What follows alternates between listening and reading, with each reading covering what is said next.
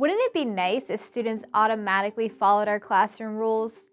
Unfortunately, that isn't the case.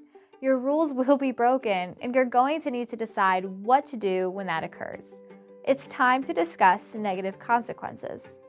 Although it's excellent to use logical consequences, for example, a student is talking to their neighbor, so you change their seat, you will also need a list of established class-wide consequences to use when a logical consequence does not apply.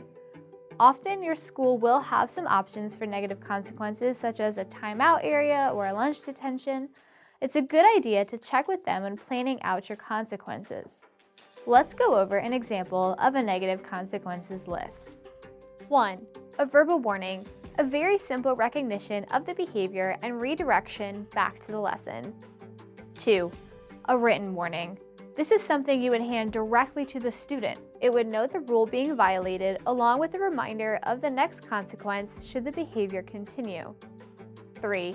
Contact parent via email or phone.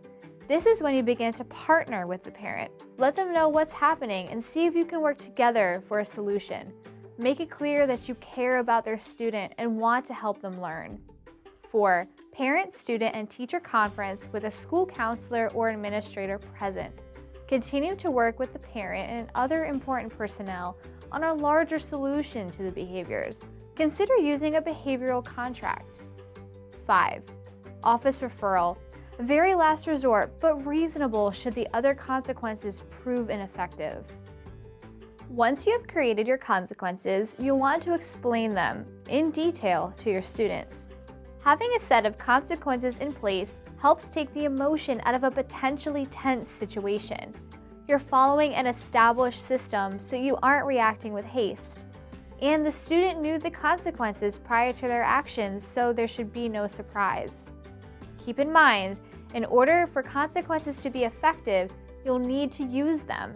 If you aren't consistent with enforcing the rules, then students won't be consistent with following them. However, if you are fair and firm, students will be less likely to misbehave because they know for certain that they'll receive a consequence.